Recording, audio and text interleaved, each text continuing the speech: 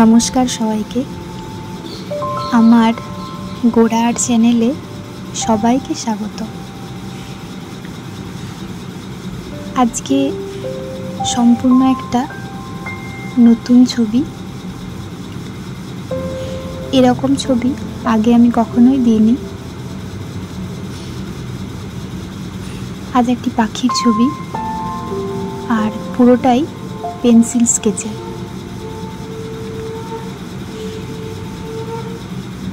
এই স্কেচের মধ্যে হয়তো একটুখানি অংশ ব্রাশ পেনের থাকবে, বাকিটা পুরোটাই পেন্সিলের। এই যে স্কেচটা আমি করছি, এটা স্টেডলারের 6B পেন্সিল দিয়ে, আর শেডটা করব এই পেন্সিলটা আর স্টেডলারের EE পেন্সিলটা দিয়ে।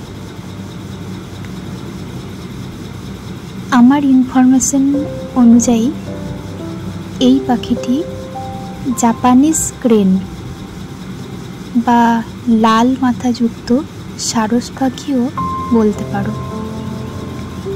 জাপানিজরা এই পাখিকে দীর্ঘায়ুর প্রতীক হিসাবে মনে করেন।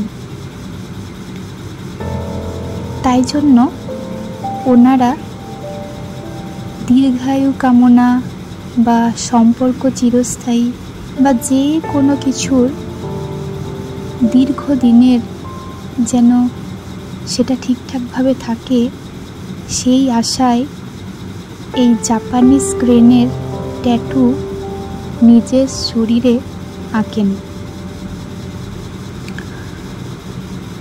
এই লাল মাথাযুক্ত সারস পাখি বিরল প্রজাতির। তো এই পাখিটা আমার খুব পছন্দের, তাই আঁকলাম। আর হ্যাঁ, দীর্ঘায়ু এ কারণেই, এই পাখির মনে করা হয় গড় আয়ু 1000 বছরেরও বেশি। তো তাই জন্যই জাপানিজদের এরকম ধারণা। তো যাই হোক, এরকম ছবি যেহেতু আমি আগে কোনোদিনও দিইনি, তাই এটা একটু তোমাদের ধৈর্য ধরে দেখতে হবে। সম্পূর্ণটাই পেন্সিল দিয়ে করা। যতটা সহজভাবে দেখানো সম্ভব সেভাবেই দেখিয়েছি।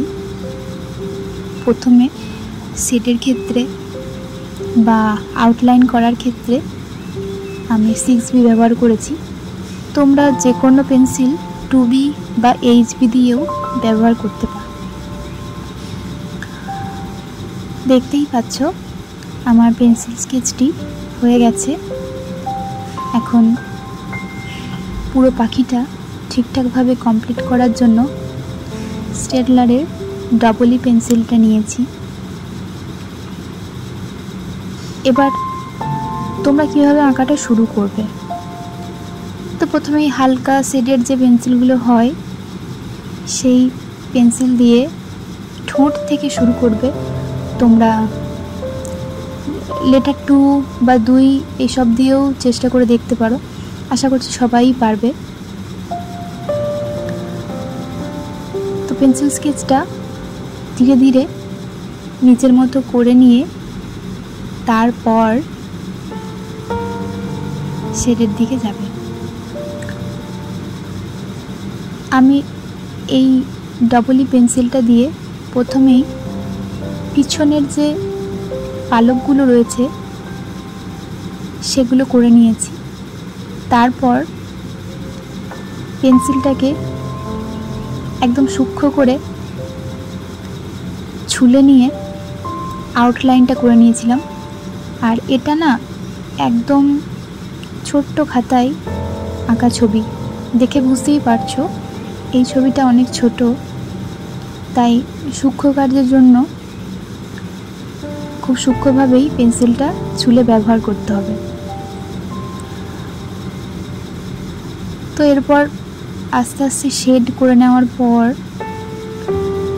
দেখো, আমি যে ব্রাশ পেনের কাজগুলো করব বলেছিলাম, সেই ব্রাশ পেনের যে লাল রঙটা সেটা দিয়ে মাথার পালকটা করেছি।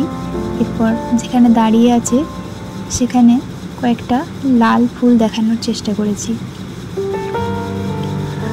আশা করছি তোমাদের ছবিটা অবশ্যই ভালো লাগবে, আর ছবি ভালো লাগলে লাইক, শেয়ার, কমেন্ট অবশ্যই করবে।